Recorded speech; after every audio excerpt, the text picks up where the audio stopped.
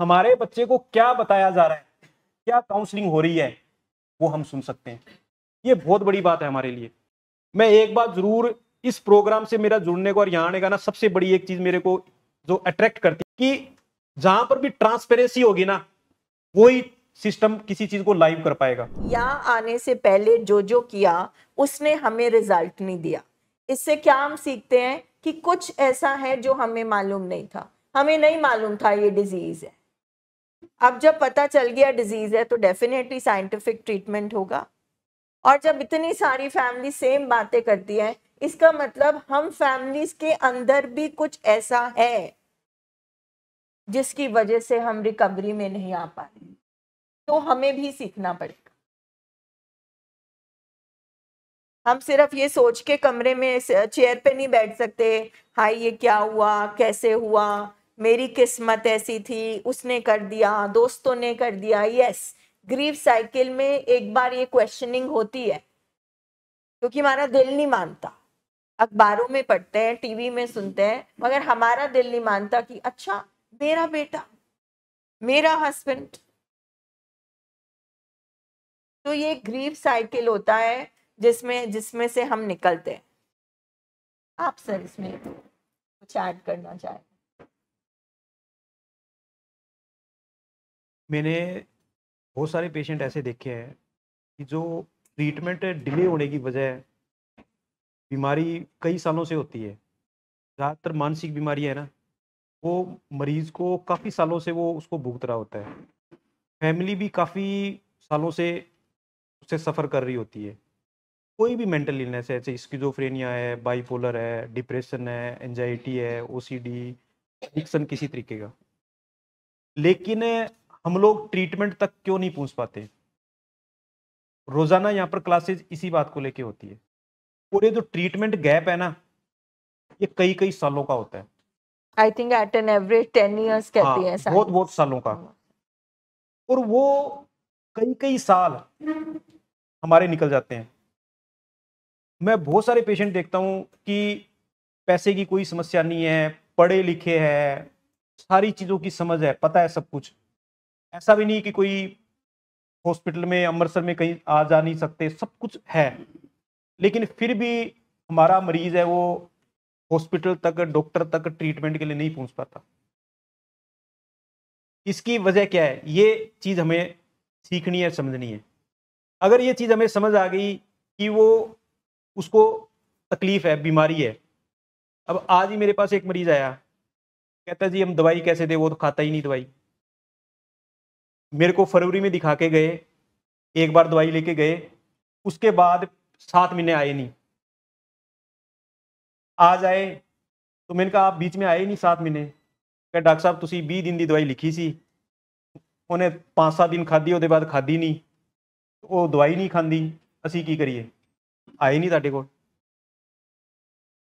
अब बताओ इस केस में क्या करना चाहिए था उनको? हैं? दोबारा आना चाहिए था। हम लोग बहुत बार क्या करते हैं, हमारा ब्रेन है ना, फैमिली का ब्रेन भी कई बार मेरे हिसाब से एक्सक्यूज ढूंढता है। डॉक्टर साहब 10 दिन दवाई खाधी, फर्क नहीं पाया, ठीक है, ये खांदा नहीं जी। लेकिन ये सारे एक्सक्यूज है एक प्रकार के। हम भी थक चुके होते हैं सर, बेचैनी होती है हमें, फर्क नहीं पड़ा, मुझे लग रहा है डॉक्टर से दोबारा मिलना चाहिए, हो सकता है दवाई बदल के दे। कई बार जरूरी नहीं होता, किसी को जैसे कोई इन्फेक्शन है, एक एंटीबायोटिक से नहीं फर्क पड़ रहा, कई बार एंटीबायोटिक उसकी बदलनी पड़ती है, दवाइयों की कई बार डोज बदलनी पड़ती है। तो जरूरी नहीं कि पहली बार कोई ट्रीटमेंट लिख दिया वो 100% कामयाबी हो जाना है। हालांकि डॉक्टर सोच समझ के, उसकी बीमारी के सारे लक्षण समझ के, उसकी उम्र के हिसाब से, लेडीज है, आदमी है, उम्र के सारा सब कुछ सोच समझ के पहली बार ठीक दवाई लिखता है। लेकिन जरूरी नहीं होता कि वो सबके सब में काम कर जाए, सब में काम नहीं करती। तो इसका मतलब ये नहीं कि ट्रीटमेंट ही ना कराएं या ट्रीटमेंट छोड़ दें, ये सोच लें कि भी ये तो ट्रीटमेंट काम ही नहीं करता, हमने तो 10 दिन दवाई कराई थी। या फिर कि मरीज है, ट्रीटमेंट है कि दवाई नहीं खा रहा। कारण क्या मेंटल इलनेस में क्या है कि बार बार, जैसे ये साइको एजुकेशन की क्लास में यही बात समझाई जाती है कि उसकी खुद का दिमाग ठीक नहीं है, वो किसी तरीके का राइट डिसीजन नहीं ले सकता। अगर उसी का ही दिमाग ठीक हो, उसी की थॉट प्रोसेस सही हो, उसका मूड सही हो, तो फिर तो समस्या ही क्या है, फिर ये अस्पताल की जरूरत ही नहीं है। फिर तो उसका ट्रीटमेंट की लोड़ ही नहीं है। तो हमें चीज तो वही ठीक करनी है। अब वही चीज जो ठीक करनी है वही खराब है जिसने डिसीजन लेना है, रैशनल डिसीजन लेना है, लॉजिकल डिसीजन लेना है, वही चीज खराब है, तो वो सही डिसीजन ले कैसे लेगा, वो अपने आप ट्रीटमेंट कैसे करा लेगा। इसलिए फैमिली का रोल बहुत बड़ा हो जाता है, बहुत बड़ा, सोच नहीं सकते, मतलब इतना बड़ा फैमिली का रोल है कि हम सोच नहीं सकते। क्योंकि फैमिली को चीजें समझ आ गई ना, तो मतलब ऐसे मान लो आधी फतेह होगी हमारी। बिना दवाई करी फैमिली को इतनी बात समझ आ जाए कि ये बीमारी है, ये तकलीफ है, और ये एक दिमागी बीमारी है, एक ब्रेन रिलेटेड प्रॉब्लम है। कोई ये जानबूझ के नहीं कर रहा, कोई धक्के से नहीं कर रहा, ऐसा नहीं कि इसको कोई मजा आ रहा है, ऐसा कुछ भी नहीं है। ये दिमागी बीमारी, ये चीज समझ आ गई ना, हमारा काम 50% हो गया एक प्रकार से। जैसे यहां पर 30-30 बोलते हैं ना, तो 33 मान लो आप, कि फैमिली को, वो एक फैमिली एक टीम आ गई ना, और एक टीम हमारी जुड़ गई, और 30% 33% है परमात्मा के हाथ में। तो इसलिए फैमिली को ये चीज को समझना बहुत जरूरी है। और फैमिली समझ गई तो जो ट्रीटमेंट की ड्यूरेशन वेस्टेज हो जाती है ना इतने सालों तक, वो हमारा टाइम बच जाता है। और उस टाइम बचने का ये फायदा होता है कि हम, बीमारी तो बढ़ती जाएगी, तो हम कई कई साल वो बीमारी को बढ़ाते रहते हैं, बढ़ाते रहते हैं। और जब हमारे पल्ले कुछ नहीं बचता ना, हम सारी तरीके से खाली हो जाते हैं, फिर हम हॉस्पिटलों में पहुंचते हैं। और फिर डॉक्टर के लिए, हॉस्पिटल के लिए, काउंसलर के लिए भी काम करना मतलब है कठिन काम हो जाता है। तो बीमारी को जितनी जल्दी हम समझ जाएंगे, फैमिली जितनी जल्दी समझ जाएगी, उतना ही फायदा है। दूसरा, कई अभी नए आए होंगे, 5-7 दिन से उनको लग रहा हो कि रोज एक ही एक बातें कर रहे हैं, एक ही एक 6 बजे से एक ही एक बातें कर रहे हैं, रोज का सुन के क्या फायदा है। देखो, कोई भी चीज है ना, हमें एक बार में समझ नहीं आती। ये हम किताबें भी पढ़ते थे, अब जैसे रिवीजन नहीं करते, जैसे एग्जाम वाले पहले दिन से, अब कोई हम एग्जाम देना होता है, पढ़ते हैं, फिर उसका 2 या 3 बार जब तक रिवीजन नहीं करता तब तक दिमाग में नहीं बैठती वो। इसलिए रोजाना क्लासेस का मतलब ये है कि हमारे दिमाग में वो चीज बैठे। सर पाठ भी हम रोज करते हैं। हाँ, वो इसलिए करते हैं कि वो दिमाग में हमारे बैठे। अच्छा, धीरे धीरे क्या होता है कि हर आदमी की बीमारी एक है, लेकिन स्टोरी, उसके लक्षण और कई सारी चीजें बहुत वक्री वक्री है। तो जब हम बातें बताते हैं, यहां पर बोलते हैं, तो वो जनरलाइज तरीके से बातें बताते हैं। जरूर नहीं होते कि वो सारी चीजें, सारे लक्षण सब में सेम हो, लेकिन हम बैठते हैं तो रोज हमें 1-2 पॉइंट कुछ ना कुछ कोरिलेट करेंगे कि आज मैडम ने ये चीज बताई, हाँ ये चीज मेरे मरीज के साथ होती है, या हमने की। तो रोज हम सुनते जाएंगे तो सारी बातें हमें समझ आई कि हम क्या करते रहे, मरीज हमारा क्या करता रहा, सारी चीजें समझ आती है। तो रोज सुनना भी ये बहुत जरूरी है। मैं डॉक्टर हूं, लेकिन मेरा कोई दिन अभी पिछले लगभग 2.5-3 साल से कोई दिन ऐसा नहीं होता होगा कि मैं जब भी मेरे को टाइम मिलता है, मैं गाड़ी ड्राइव कर रहा हूं, कहीं जा रहा हूं, सुबह जैसे लाइव क्लासेज होती है अपनी, पहले लाइव क्लासेज नहीं होती थी सुबह वाली, हर्मिटेज वाली, अब पिछले मेरे हिसाब से 15-20 दिन हो गए ना, 15-20 दिन से लाइव क्लासेज हो रही है। लाइव क्लासेज वो सुन लेता हूं, वो नहीं तो शाम वाली हो गई, उसके बाद जैसे शनिवार वाली क्लासेज होती है, उसकी भी यूट्यूब पर लिंक पड़ा होता है, ये चीजें। अच्छा, दूसरा, एक सबसे बड़ी बात अपने को जो नई फैमिलीज आई है उनके लिए समझने वाली चीज है कि देखो, सब कुछ आपके सामने लाइव हो रहा है। मैं एक बात जरूर, इस प्रोग्राम से मेरा जुड़ने को और यहाँ आने का ना, सबसे बड़ी एक चीज मेरे को जो अट्रैक्ट करती है कि जहां पर भी ट्रांसपेरेंसी होगी ना, वही सिस्टम किसी चीज को लाइव कर पाएगा। आप समझते हैं ट्रांसपेरेंसी सब, कि अगर जहां पर कोई झूठ साच होगा, कोई गलत होगा, कोई छुपन छुपाई वाला काम होगा, कोई अनसाइंटिफिक काम होगा ना, वहां कोई बंदा लाइव नहीं कर सकता अपने आप को। अच्छा, और ये सुबह हर्मिटेज वाला लाइव किया ना, ये मुझे लग रहा है हमारे इस सिस्टम के लिए, मतलब मैं कह नहीं सकता कि ये सर ने कितनी बड़ी बात हमारे लिए की है। कोई भी हॉस्पिटल, कोई भी काउंसलिंग की चीजें, आप इंडिया में आप भी जाते होंगे, अमर मतलब और भी पंजाब के शहरों में भी, क्या काउंसलिंग करते हैं, क्या बता रहे हैं, कोई बताता है? कोई नहीं बताता बाहर। यहां पर एक देखो, सबसे बड़ी चीज आपके समझे कि हमारा बच्चा वहां पर एडमिट है, हमारे बच्चे को क्या बताया जा रहा है, क्या काउंसलिंग हो रही है वो हम सुन सकते हैं। ये बहुत बड़ी बात है हमारे लिए। तो इससे पता चलता है कि ये जो सारा प्रोग्राम है ये कितना साइंटिफिक है, कितना ट्रांसपेरेंट है, और जो टीम काम कर रही है उसका कॉन्फिडेंस कितना हाई होगा। कारण कि कॉन्फिडेंस हाई होगा ना, तभी कोई चीज को लाइव कर पाएंगे अपन। अगर वो कॉन्फिडेंस हाई नहीं है, थोड़ी सी भी कहीं लगता है कि यार मैं कोई बोल गया, कोई गलत सलत बोल गया, तो मेरे को कोई चैलेंज कर सकता है, नहीं कर सकता। अगर एक चीज लाइव ना हो, इधर बैठ के जो मर्जी गल्ला करी जाओ, कौन पूछ रहा है। लेकिन लाइव में तो पता नहीं कितने जने सुन रहे होंगे। अच्छा, दूसरी बात, ये सारी जो क्लिप है ये बाद में भी अपलोड होती है, तो आज नहीं सुना तो कोई आदमी कल भी सुन सकता है, तो उसमें भी कोई चैलेंज कर सकता है। तो ये सारी चीज हमें समझने की जरूरत है कि ये प्रोग्राम है कितना ट्रांसपेरेंट है, ट्रस्टवर्दी है, साइंटिफिक है, और जो पूरी टीम है उसके अंदर कितना कॉन्फिडेंस मतलब भर भर के है कि जो सारे सिस्टम को लाइव कर रहे हैं। फैमिली की जैसे ये लगातार ये अपने क्लासेस कर रहे हैं, रेगुलर सुनने का मतलब मैंने बता दिया कि रेगुलर इसलिए सुनना है अपने को, बोर नहीं होना। रेगुलर जो फैमिलीज लगातार आती रहती है ना, सर भी एक बार बार बार रिपीट करते हैं कि जो फैमिली थकती नहीं है, प्रोग्राम से जुड़ी रहती है, उसको सफलता मिलती है। मतलब उसको कहते हैं ना, सफलता को तो अपन खींच के ले आएंगे, रिकवरी क्यों नहीं आएगी, आएगी, झकमरा के आएगी, लेकिन हमें पूरा जोर लगाना पड़ेगा। हमें अपना पूरा जोर लगाएंगे ना तो रिकवरी आएगी। तो इसलिए आप लोगों के लिए एक ही चीज है कि आपने अपना काम करना है। मरीज ये नहीं कर रहा, डॉक्टर क्या करे, उनकी किसी की तरफ ध्यान नहीं देना अपने को। आपको जो ड्यूटी असाइंड है ना, आपका जो काम बनता है वो काम करना है। सबसे पहला काम तो ये मीटिंग सुनना। फैमिली का एक ही काम है कि पूरी तरह से फुली साइको एजुकेट होना, बीमारी के बारे में, प्रोग्राम के बारे में, इन सब चीजों के बारे में गहराई से समझना, सारे बिहेवियर, ट्रीटमेंट, ये सब कुछ समझना फैमिली का ये काम है। हमारा दिमाग केवल इतना ही काम करना है कि मैंने ये चीज समझना है। मरीज अपना काम करेगा। मरीज को भी यही सिखाया जाता है कि आपने और को जने क्या कर रहे हैं ध्यान नहीं देना, अपने पर काम करना है कि मैंने क्या करना है। वहां हर्मिटेज में भी यही लर्निंग कराई जाती है कि आपने अपने पर वर्क करना है, बार बार इसी चीज पर फोकस किया जाता है। मरीज अपना अपने पर काम करेगा, फैमिली ने यहां बैठ के अपने पर काम करना है, डॉक्टर ने, काउंसलर ने, बाकी टीम ने अपना अपना काम। मतलब कहने का मतलब सारे ने अपनी अपनी जिम्मेदारी ले लो, एक दूसरे की जिम्मेदारी नहीं लेनी। क्लासेस में बताते हैं ना बार बार।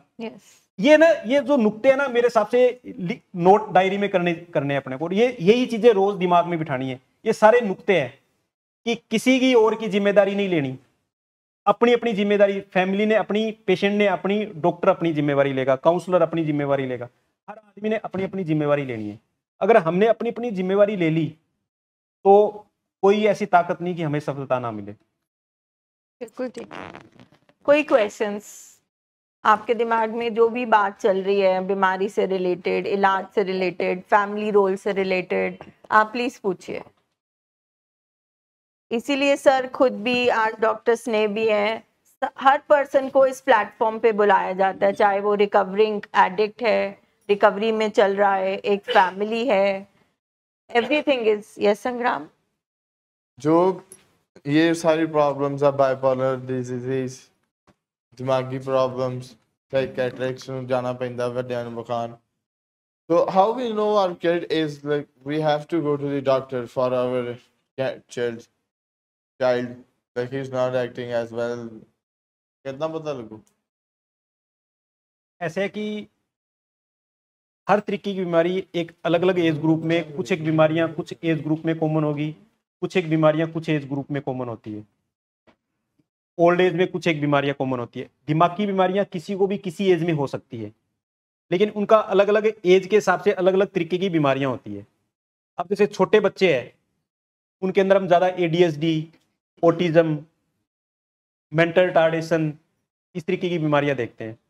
जो आप पूछ रहे हो बाइपोलर डिसऑर्डर या स्किज़ोफ्रेनिया, ये यूजली 12-13 साल की उम्र से, 12-13 साल से कम उम्र के बच्चों को बहुत रेयरली होता है, ऑनसेट, ठीक है ना। इसके सिम्टम्स की, सिम्टम्स सिम्टम हर बीमारी के अलग अलग होते हैं, है ना।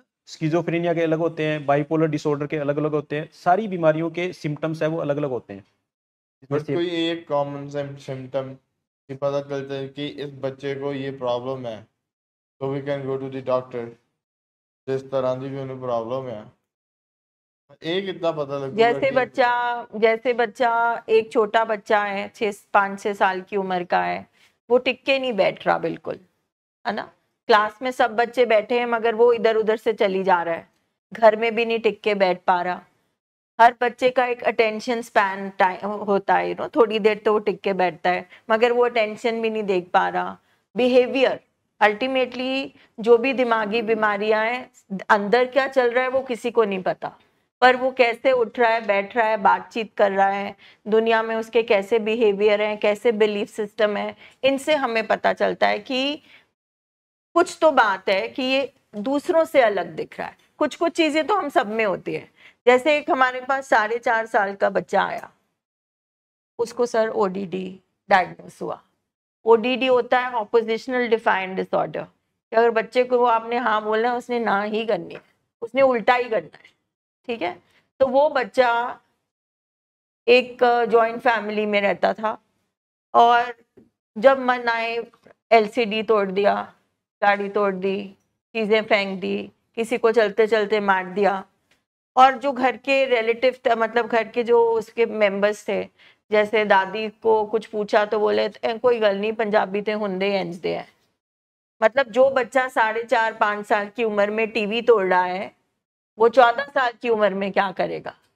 तो कुछ चीजें होती हैं, अगर हम डॉक्टर्स नहीं भी हैं, हमने साइंस मेडिकल नहीं भी पढ़ा, तो हमें दिख जाता है कि ये 4 बच्चे ऐसे हैं, ये थोड़ा सा अलग लग रहा है, ये थोड़ा सा ज्यादा गुस्से वाला लग रहा है।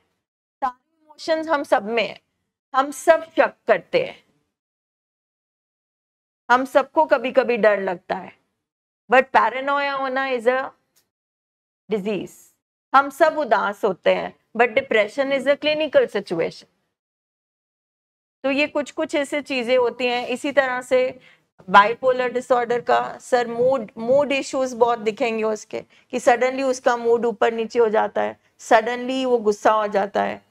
तो संग्राम, every disease has a different this thing, but जब आपको एक फैमिली को महसूस हो जाए, अगर वो अवेयर है थोड़ा सा, ठीक है, तो आप definitely you can go to a counsellor. हमारी सोसाइटी में रिवाज नहीं है, क्योंकि साइकेट्रिस्ट का आज भी मतलब है पागलों का डॉक्टर। तो कोई साइकेट्रिस्ट हॉस्पिटल में घुसना नहीं चाहता, किसी को पता ही नहीं काउंसलर क्या होते हैं, किसी को पता ही नहीं काउंसलिंग और थेरेपी में क्या फर्क होता है। तो दैट इज वाई ये सब साइको एजुकेशन हो रही है। अब तो हमारे पास एआई है, स्मार्टफोन है, we have all the information. तो जब हमें थोड़ा सा भी महसूस हो ना कि अब ये थोड़ा सा बाउंड्री क्रॉस हो रही है, तो मुझे लगता है जैसे हमें हल्का सा दर्द होता है ना दांत में, हमें लगता है डेंटिस्ट के पास चले जाना चाहिए, इसी तरह हमें काउंसलर के पास चले जाना चाहिए। वैसे WHO के हिसाब से 15 दिन से ज्यादा अगर कोई भी सिम्टम परसिस्ट करता है, मान लीजिए कोई बहुत हंसमुख हो और 10-15 दिन से आपको दिख रहा हो कि ये उदास हो गया है, अगर फोर्टनाइट हो जाता है, 15 दिन, इसका मतलब है साइकाट्रिस्ट नहीं तो काउंसलर के पास ही चले जाओ, या पता कर लो कि क्या बात है, क्यों इसका बिहेवियर बदल गया, ऐसी क्या बात हो गई। और this is what we are doing all the time, हम करते रहते हैं। Everything is available. अगर आप टाइप करोगे कि अनप्रिडिक्टेबल मूड, अग्रेशन आ रहा है, क्या क्या हो सकता है, आपको गाइड ही कर सकते हैं। Go to a counsellor, go to a psychologist, go to a psychiatrist. तो यस देयर आर, हाँ जी, फैमिलीज। हरकीरत, कुछ पूछना चाहते हो आप? इसमें जैसे एक चीज है समझने की कि बहुत सारे लोगों को अभी ये समझ नहीं आ रहा कि मेंटल इलनेस नॉर्मल और एबनॉर्मल में हम क्या फर्क है? डिफरेंशिएट कैसे करेंगे, किसको नॉर्मल बोलेंगे। तो पहले तो ये बताओ आपके हिसाब से कि कोई आदमी नॉर्मल है, उसको मेंटल इलनेस नहीं है, इसके क्या क्राइटेरिया है, मतलब आपके साथ, मतलब क्या क्या क्राइटेरिया कि कोई आदमी नॉर्मल है। हाँ जी, उनको देना।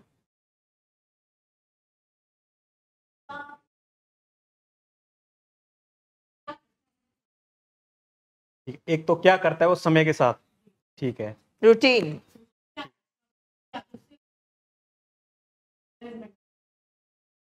ठीक है, और यस, शाबाश, गुड। Very good.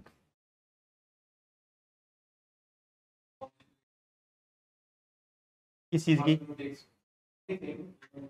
अपनी रिस्पॉन्सिबिलिटी पूरी कर रहा है। Very good, yes. ठीक है। अभी हम बीमारी की नहीं बात कर रहे, सर बोल रहे हैं कि मेंटल हेल्थ मतलब हेल्दी कौन है मेंटली? मेंटली हेल्दी की तो सबसे पहले तो इन्होंने बताया कि जो अपनी खुद की सार संभाल कर ले, डेली टास्क, अपना नहा धो ले, अपना साफ सफाई, अपनी सारी हाइजीन मेंटेन कर ले, अपना खा पी ले, सारा अपना ध्यान रख ले। पहला देखो, सबसे बेसिक चल रहा हूं, पहला काम यही होगा ना आदमी का। पहला यही होता है। दूसरा बताओ। अब दूसरा उन्होंने थोड़ा सा बताया, इन्होंने बताया दूसरा काम होता है, देखो कोई भी इंसान इसके बाद क्या करेगा? काम करेगा, वर्क करेगा ना, आइदर होम या आइदर बार। स्टडीज, बच्चा है तो स्टडी करेगा, हम लोग अपनी जॉब कर रहे हैं, काम कर रहे हैं, कोई खेती कर रहा है, कोई हाउसवाइफ है तो घर का काम कर रही है। तो कहने का मतलब सेकंड चीज क्या आ गई? वर्क। अब वर्क के आगे तीसरी चीज बताओ। फर्स्ट ठीक है, अपने आप का ध्यान रख ले बंदा।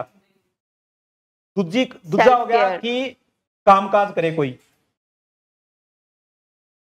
यस, स्ट्रेस को हैंडल कर ले, ठीक है। और हाँ, रिलेशनशिप। अब इन चीजों को मैं एक साथ बता देता हूं कि तीसरी चीज आती है कि अपनी फैमिली, सोशल रेस्पॉन्सिबिलिटी, इनको संभाल ले। अब इस फैमिली और सोशल में ये सारी चीजें आ जाएगी जो इन्होंने रिलेशनशिप की बात बताई, घर के छोटे मोटे कोई चिंता आ गई, परेशानी आ गई, सामाजिक कोई जिम्मेदारियां हैं, वो सारी हैंडल कर ले, सोसाइटी में कंट्रीब्यूट। ये लास्ट चीजें आएगी। लास्ट, इसके बाद उसने परिवार भी संभाल लिया, सोशल भी संभाल रहा है, कामकाज भी सही कर रहा है, अपनी भी देखभाल कर रहा है। फिर चौथी बात जो लास्ट मैडम बता रहे हैं, फिर वो इंसान समाज के अंदर कोई कंट्रीब्यूट करता है अपना एज ए होल। और कई बार अब लगता है कि हम सब कंट्रीब्यूट करते हैं इनडायरेक्टली। कोई खेती कर रहा है ना, तो वो भी एक प्रकार से कंट्रीब्यूट कर रहा है, कारण कि खेती करेगा, अनाज आएगा, वो हम सब खाते हैं। तो ऐसे हम समाज को अपने अपने तरीके से हर कोई आदमी काम के द्वारा कंट्रीब्यूट करता है। अब इसमें समाज के कंट्रीब्यूशन में कोई बहुत बड़े स्तर पर कर सकता है, कोई छोटे स्तर पर कर सकता है। तो ये WHO के हिसाब से मेंटली हेल्दी होने की ये 4 चीजें होगी। दोबारा रिपीट कर देता हूं, ध्यान से सुनना है। एक तो अपने आप की देखभाल कर ले, सेल्फ केयर। दूसरा वर्क। तीसरा फैमिली या सोशल, अपनी सारी जिम्मेदारी संभाल ले। चौथा सामाजिक कोई न कोई तरीके का सोशल कंट्रीब्यूशन। अब ये सारी चीजें कर रहा है, इसका मतलब नॉर्मल है। अब मेंटली अनहेल्दी या मेंटल इलनेस की भी क्या होगा? अगर किसी की दिमागी बीमारी के कारण ये चीजें अगर अफेक्टेड हो रही है, दिमागी बीमारी के कारण या दिमागी परेशानी के कारण ये चीजें अफेक्ट हो रही है, तो हम उसको कहेंगे मेंटल इलनेस। सिंपल आ गया। अब कोई एडिक्शन का पेशेंट है, पहले अपना काम कर रहा था, जॉब पर जा रहा था, जॉब जाना छोड़ दिया, हो गया कट। फिर धीरे धीरे उसने अपने भी कोई सुध बुध नहीं रही, नहाने धोने का कोई ख्याल नहीं, सोशल कोई जिम्मेदारी नहीं। तो आप समझोगे तो ये चारों चीजें उसकी, जैसे ही उसके मेंटल इलनेस आई, ये चारों चीजें अफेक्ट हो जाएगी। तो जैसे आप पूछ रहे थे ना कि हम कैसे पहचानेंगे, कैसे पहचानना है कि ये चारों चीजें हमारी गड़बड़ हो रही है, इसका मतलब मेंटल इलनेस। अब मेंटल शब्द से क्या मतलब है? अब जैसे लीवर खराब होता है, किडनी खराब होती है। अब मेंटल शब्द में क्या है? यूजली हम 3 चीजें मान के चलते हैं। सबसे पहले थॉट, विचार, सबसे जो क्रूशियल चीज है। You want to use the board? नहीं, विचार। दूसरी चीज आती है हमारा मूड या फीलिंग कह लो या इमोशन कह लो। ये तीनों चीजें लगभग एक सी है। पहला क्या हो गया? थिंकिंग या थॉट। दूसरा आ गया मूड, फीलिंग या इमोशंस। ये दोनों चीजों से मिलके फिर तीसरी चीज बनती है क्या? बिहेवियर। क्योंकि सारा खेल ये दोनों चीजों का है। बिहेवियर तो जैसे वो पर्दे के सामने है खेल, जैसे नाटक होता है ना, तो उसमें पर्दे के सामने तो क्या है? बिहेवियर। और इसके पीछे क्या है? पर्दे के पीछे थॉट और मूड। अब यहीं पर इनमें गड़बड़ी हुई तो जो मैंने 4 चीजें आगे वाली गड़बड़ी होती है। तो ये बेसिकली ये है मेंटल इलनेस। इन तीनों चीजों में गड़बड़ी होती है। किसी को थॉट की बीमारी होगी, अब जैसे स्किज़ोफ्रेनिया है तो बेसिकली वो थॉट डिसऑर्डर है, डिल्यूजन। उसमें उसको क्या होता है, फॉल्स बिलीफ हो जाता है, विचार गड़बड़ हो जाता है, उसको विचारों की गड़बड़ है वो। बाइपोलर डिसऑर्डर क्या है, मूड की गड़बड़ है।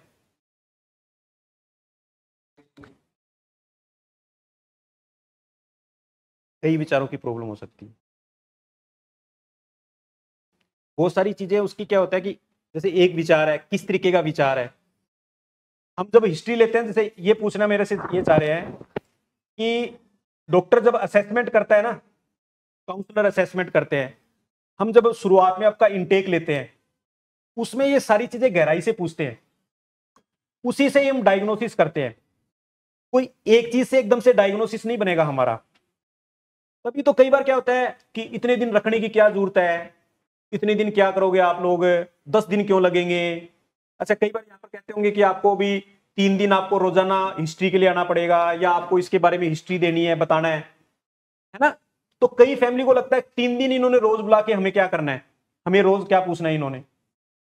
वो रोज पूछना इसलिए होता है कि डॉक्टर काउंसलर आपसे हिस्ट्री पूछेगा। अच्छा, फैमिली यूजली क्या बताएगी, बिहेवियर बताएगी कि डॉक्टर साहब मारकूट कर दे जी, बार बार एक ही गल्ला करे जांदा करदा है जी, रात ਨੂੰ सोंदा नहीं है जी, ए करदा है वो करदा है। ये सारे फैमिली क्या बता रही है, उसका बिहेवियर। अब हमारा खेल कहां शुरू होता है, हम लोग क्या करते हैं, उसके बिहेवियर से उसके जो पीछे दिमाग में चल रहा होता है ना, वो हमें एक प्रकार से उसको निकालना होता है, और वही हमें बीमारी का पता चलता है कि इसको बीमारी क्या है। अब ये सौखा काम नहीं है, आप सोचो ये आसान काम है, किसी के दिमाग में क्या चल रहा है। अच्छा, हो सकता है वो बताए ना, कुछ चीजें हाइड कर जाए। फैमिली भी बहुत सारी चीजें शर्म के मारे हाइड कर जाती है। फैमिली डॉक्टर को सही हिस्ट्री नहीं देती, कारण क्या, उनको लगता है कि हम तो बहुत बड़े आदमी हैं, मैं ये गल डॉक्टर साहब ਨੂੰ दसूंगा तो बड़ी शर्म आएगी, साडी बेइज्जती हो जानी है। हम तो अमृतसर के मतलब कोई बहुत बड़े उद्योगपति है, या कोई मैं पॉलिटिशियन हूं, मैं पिंड का नंबरदार हूं, पिंड का सरपंच हूं, मतलब मेरा बच्चा ए काम करता है, मैं डॉक्टर ਨੂੰ दसूंगा तो वो पता नहीं क्या सोचेगा। Even if they are simple, फिर भी अपने बच्चे को वो मिनिमाइज करके बताते हैं। हाँ, तो हमारे लिए भी क्या होता है, बहुत बड़ा चैलेंज होता है। अच्छा, क्या होता है कि फैमिली जब आती है, पहले दिन वो आएगी, डॉक्टर से बात करती है, थोड़ा सा उसका कॉन्फिडेंस हो सकता है 2-4-5% उस डॉक्टर के प्रति कॉन्फिडेंस आएगा। देखो ये टू एंड फ्रो चलने वाली चीजें है। दूसरे दिन आएगा, थोड़ा 10% कॉन्फिडेंस बढ़ेगा। जैसे जैसे कॉन्फिडेंस बढ़ेगा, डॉक्टर के साथ, काउंसलर के साथ पेशेंट और फैमिली खुलनी शुरू हो जाती है। खुलनी शुरू होएगी ना, उसी दिन उसका असली जो थॉट होता है ना, जब हम देखो किसी पर 100% विश्वास होएगा, तभी हम किसी को अपनी दिल की बातें, ये दिल की बात कोई करेगा ना, वहीं से असली थॉट उसके हमें पता चलेगा। जब तक वो 100% उसकी रेपो डॉक्टर के साथ, काउंसलर के साथ नहीं है, हमारे इस प्रोग्राम पर जब तक 100% भरोसा नहीं आया, तब तक गल नहीं बनेगी। तो हमें पूरा यकीन करना पड़ेगा, क्योंकि यकीन करेंगे, विश्वास करेंगे, तभी हम सारी बातें अच्छे से शेयर करेंगे। सारी बातें जब अच्छे से शेयर करेंगे, तभी बीमारी का डॉक्टर को और काउंसलर को पता चलेगा। जब बीमारी का पता चलेगा तभी इलाज होगा। तो इसलिए इस प्रोसेस को है ना समझना है कि इधर 7 दिन क्यों रखा, उधर 3 महीने क्यों रखा। अब कई बार होता है कि उधर 3 महीने क्या करना है जी, ये सारी चीज समझने की जरूरत है। और ये समझ में हमें तब आएगी जब हम रोजाना क्लास अटेंड करेंगे।